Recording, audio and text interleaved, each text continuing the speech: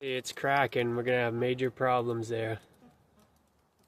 Guys, I'm the perfect contractor. We expose problems in new construction and show you how to do it properly. If you're new here, thank you for watching, and let's get into the video. Why does trim or siding fail? Well, we're gonna get into that in a second here, but first I want to show you some good gaps on this siding. This was recently installed. You can see this one here, you got a little bit of a space. That's good so it can move around. This one is a little tight. These were all hand nailed, so I'm assuming they're left a little bit of a gap so it can move and swell and do everything it's gonna.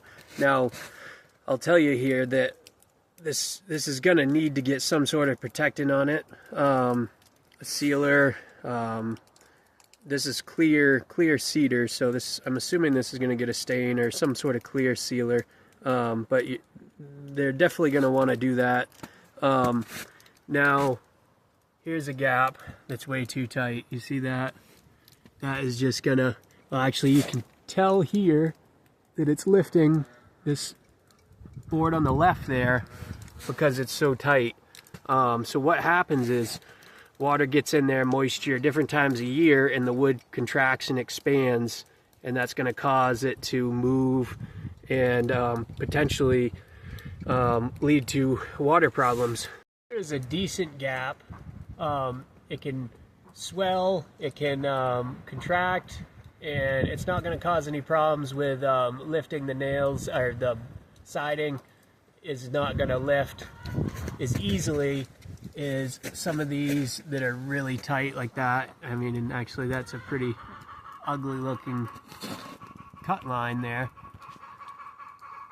But I want to show you something why it's important not to have these clapboards too tight. If you look at that, see how that swelled and it's cracked, this end here. And I can tell you from experience, this is not cheap siding. This runs like $4 a lineal foot. So you don't want to be replacing any. Now this clapboard here that I showed you earlier was nailed way too tight. See, that's exactly what happens.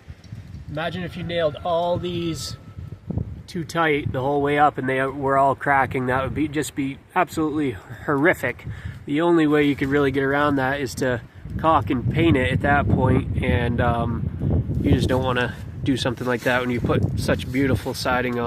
So why does siding fail on a house? Well, it's due to water infiltration, and which means water getting in behind or into the inside of the clapboards, and what happens is it'll get moisture stuck in there and it's just going to lead to rot. So how do you fix that? Use adequate flashing where necessary. Also, just don't nail your siding too tight. Leave it some room to move, some room to breathe. And that's going to be one of the biggest issues, is when it's too tight or you don't have the right flashing, or any flashing for that matter. So I hope that helped you guys. Thank you for watching.